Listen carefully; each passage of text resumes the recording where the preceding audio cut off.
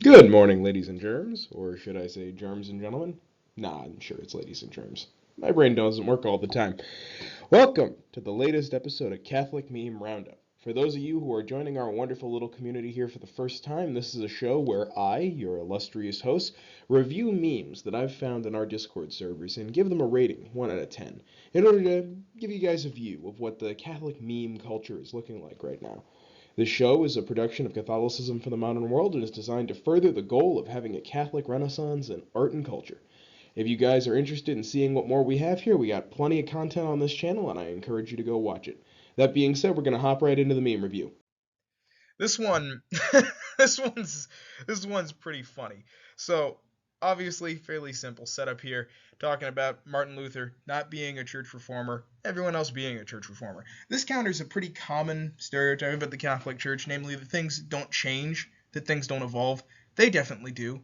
Each of these saints, which I'm not going to try to name because I would straight up embarrass myself, did something to help the church grow, did something to help the church clarify its positions on issues. See, Catholicism is usually depicted as this stone-hard organization that doesn't change and doesn't evolve, when what we really are is something more similar to a tree. We're deeply rooted in the firm soil of doctrine and tradition. We're hard where we need to be, but soft and pliable where we're able to be. And we grow toward a more and more beautiful representation of the gospel that was given to us by Jesus Christ as time goes on. And each of these saints here, I'll give a shot at naming a couple of them and probably embarrass myself overall, helped us along the way. We got St. Catherine of Siena right here, unless I'm mistaken. I think that this right here is St. Ignatius of Loyola. This one I think is St. Francis de Sales. These ones down here I'm not even going to try on. I'm pretty sure this is St. Dominic, and I think that's Blaise Pascal. Let me know how terribly wrong I was or terribly correct I was down below. I can tell you for certain that that guy here is Martin Luther, and the fact that I can recognize Martin Luther and not a collection of Catholic saints is probably a personal indictment of my Catholicism. I don't know. Give me your thoughts down below. We're going to give this one, I don't know, let's say a solid 7 out of 10.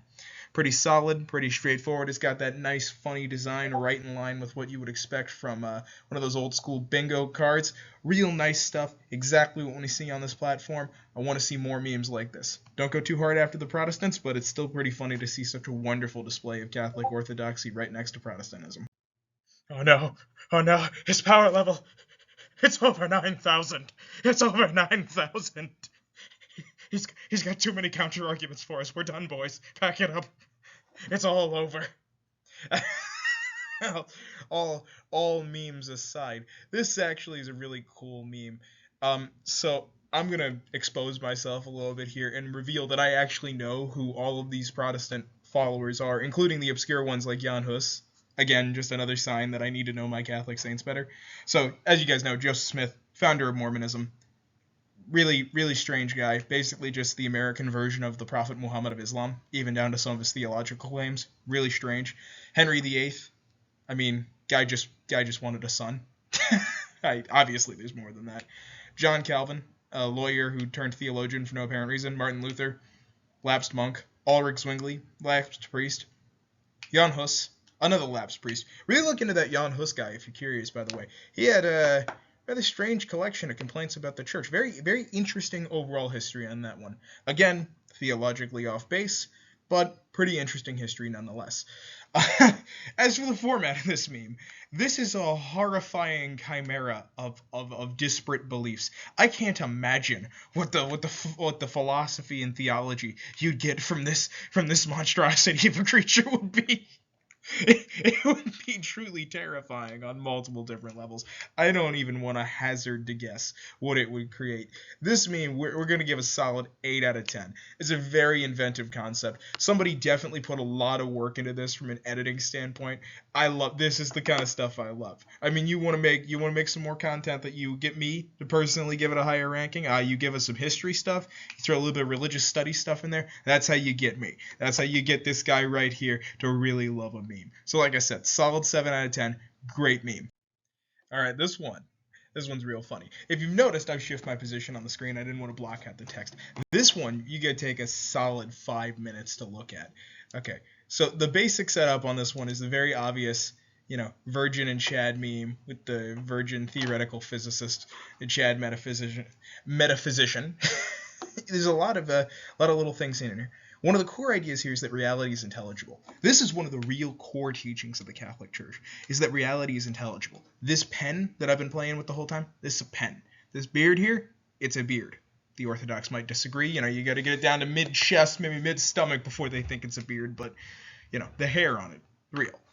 This is something that, well, not all people outside of the church deny. It's certainly something that's up for debate in modern science.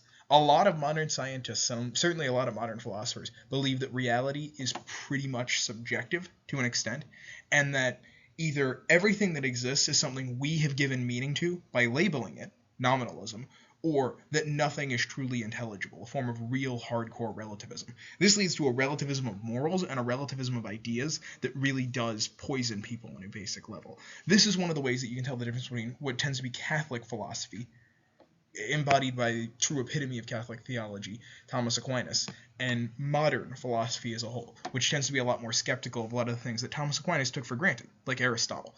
So you have this idea, he has a coherent synoptic vision of the whole world and reality. Thomas Aquinas' fundamental view was the same as Aristotle, namely that reality is intelligible and you can put it all together using your mind. Real wonderful view, real wonderful thing to study. Whether you want to believe in it or not, the idea of every man being able to create this kind of deep cosmology of everything in the world, it's just so appealing inherently. It's why I love Thomas Aquinas, and it's why I really refuse to look at modern philosophy seriously. I can't imagine anyone that would destroy a worldview as coherent as that as being a morally good actor in the world.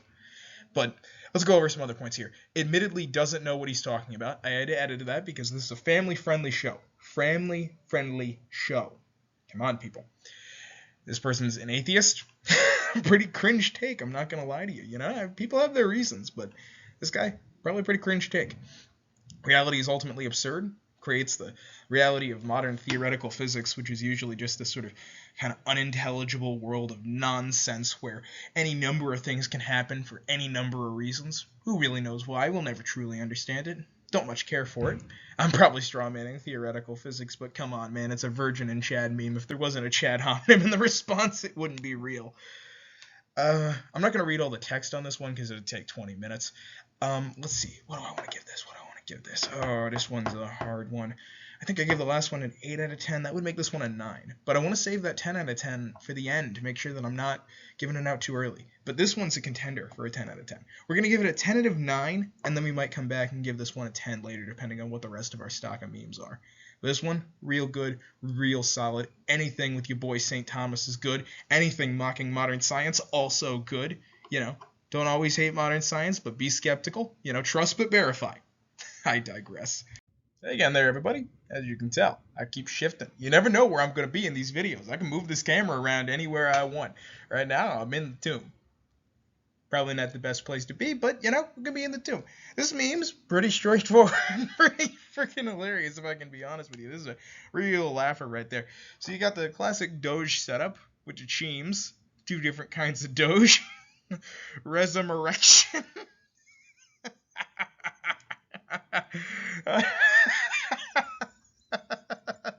You just imagine the paperwork they had to fill out after that one.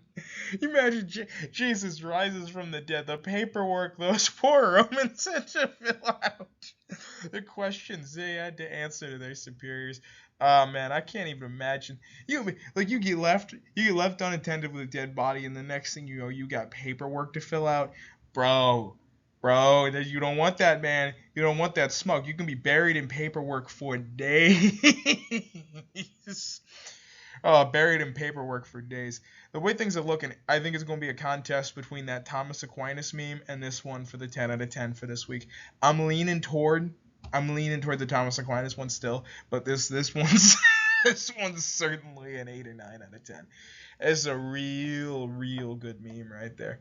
Also, the history nerd in me likes the idea that both of these guys are Roman officers. There's just a bunch of Roman centurions whose full-time job it is to just guard Jesus' tomb, and then they got him disappearing on them. It raises some questions about, what was it like? Do you think the stone just, rolled out of the way spontaneously, and then he just walked out. Like, they're just sitting there all terrified. Like, I'm sure there's descriptions in the Gospels that I just can't remember off the top of my head, but it's real funny to imagine the idea that it was, like, super shocking, too. Like, you imagine the stone just starts cracking, and then it just explodes with this, like, hail of heavenly light. You just get these pagan Romans, like, just terrified, quaking in their boots. I don't know. There's a bunch of different versions you can get on that story. Really imagine it. Really be a good idea for some filmmakers. You want to do a short film, you just get some special effects, maybe some tannerite, do some rock explosions. It could look real cool. But anyways, like I said, 8 out of 10 on this one. You know, this is a perfect example of a situation where a person spent too much time asking if they could and not enough time asking if they should. I don't even know what's going on here. What is this? Is this a dragon of some kind fighting a Pegasus? Yeah, this is a dragon fighting a Pegasus.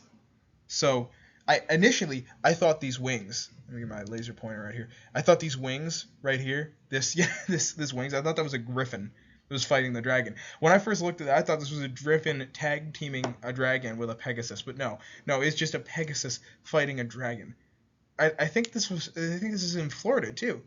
Maybe Morocco? Someone paid for this. Someone paid thousands upon thousands upon thousands of dollars to have this statue made. I don't know who in their right mind would do it, but whichever mad lad it was, it gave me a bit of a laugh. So yeah, this one definitely ain't a contender for the 10 out of 10 for this week. I'm gonna have to say, last minute judgment is the Thomas Aquinas one is the 10 out of 10 for that week. That's the ideal meme that we got for this week. Things looking good. All right, everyone, with that, we're at the end of episode 2 of Catholic Meme Roundup. As per usual, support our sponsors. We got ourselves this wonderful manual for Eucharistic Adoration from Tan Books. $10 a copy. I gotta tell you, I've bought books from Tan before. They make some solid products. You get yourself any one of these little leather books from their series, man, you will not regret it. Especially their manual on spiritual warfare. Paul Thigpen knows what he's talking about. He is a real soldier for God. Real great material he's got made out there. You give him all your money. And ideally, you click our affiliate links, you give us a little cut of that too. Anything you can do to support this organization, really appreciate it. We're really trying to make this something big. We're trying to make ourselves the leaders of a Catholic Renaissance in art and culture, and the first step to that is these meme reviews and you guys giving us some support. You give us the money, we'll carry the day for you wherever you want us to go. As per usual, I'm your local friendly neighborhood Catholic with a copy of Microsoft PowerPoint. I'm your close friend, you're my brothers and sisters in Christ, and I hope to see you guys again next week.